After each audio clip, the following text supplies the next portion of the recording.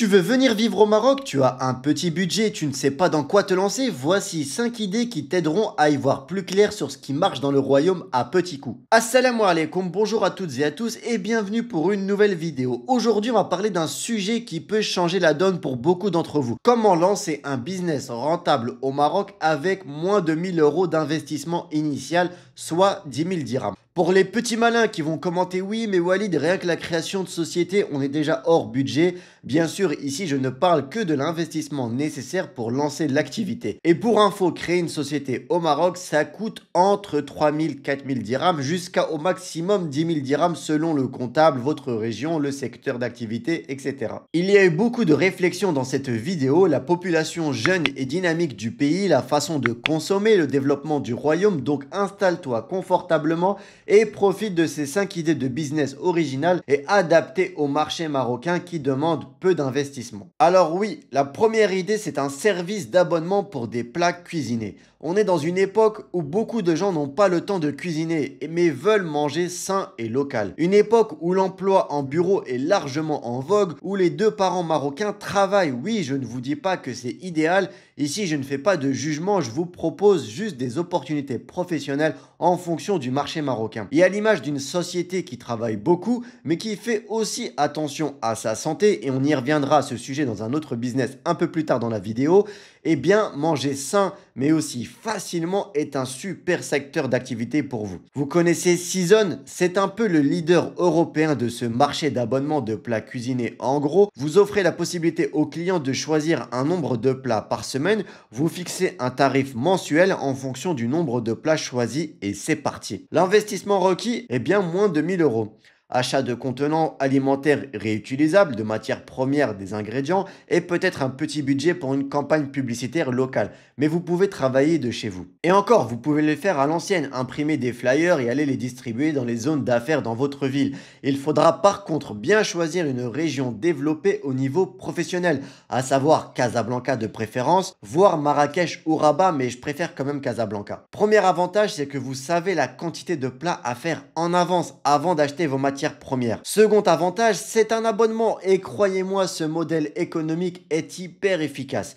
Vous avez une visibilité sur votre trésorerie, vous n'avez pas à avancer d'argent et si vous arrivez à satisfaire votre clientèle, eh bien chaque mois vous gagnerez encore plus d'argent. Conseil un peu marketing. Pour votre flyer et votre communication en général, essayez d'offrir un premier plat gratuit ou un abonnement à prix cassé pour les premiers mois pour attirer les clients. Vous pouvez aussi offrir des semaines à thème, des plats marocains, des plats français, des semaines sans viande, des semaines viande de mouton à l'approche de l'Aïd par exemple. Bref, il y a beaucoup d'options marketing à votre disposition. Alors, vous en pensez quoi? Donnez-moi en commentaire votre avis et soyez francs, j'accepte toutes les critiques. Allez, business numéro 2 que je propose et vous allez être surpris. Un service de pet sitting. Oui, mais qu'est-ce que c'est pet sitting? J'ai jamais entendu parler de ça. Eh bien, vous savez ce que c'est que le babysitting? Eh bien là, c'est la même chose mais pour les animaux. Et oui, ça existe et ça marche très bien en Europe. Eh bien, sachez que la classe bourgeoise marocaine possède de plus en plus d'animaux de compagnie. Et je vous ai dit dans cette vidéo, on parle purement business et opportunité.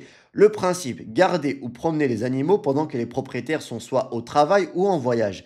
Donc oui, il faut aimer les animaux pour cette idée, sinon passez directement à l'entreprise numéro 3. L'investissement requis, eh bien presque nul, juste un bon bouche à oreille, un peu de matériel de base, une laisse, de la nourriture pour animaux en cas de besoin, etc. Tout est dans la communication, les réseaux, distribution de flyers dans les quartiers huppés de votre ville, etc.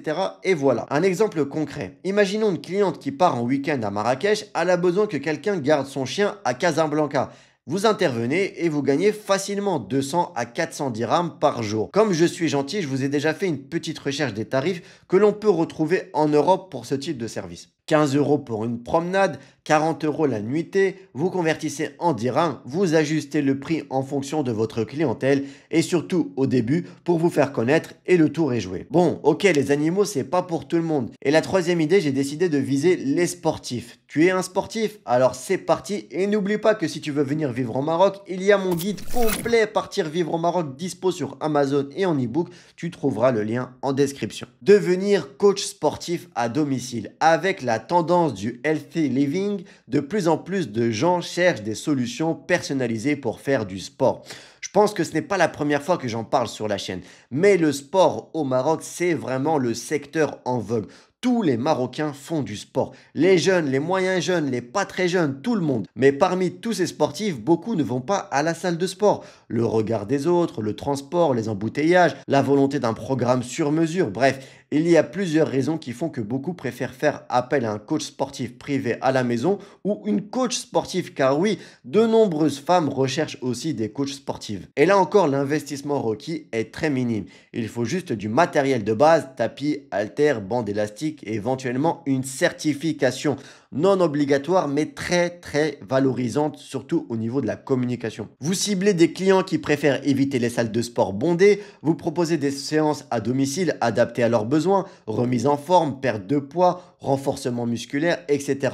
Idéalement, vous avez une connaissance nutritionnelle pour offrir des programmes alimentaires en plus. Ça va vous aider à faire de la vente additionnelle ou vendre même un accompagnement mensuel. Et on revient au business model des abonnements. Bon, alors là, si t'aimes pas le sport, t'aimes pas les animaux, t'aimes pas la nourriture, peut-être que t'aimes la mode vestimentaire. Eh bien, regarde cette quatrième idée. Le couturier digitalisé. Avant-dernière idée et pas des moindres. Digitaliser un métier traditionnel marocain, celui de couturier. Que ce soit pour des caftans, des robes marocaines ou même des costumes, il y a un énorme potentiel.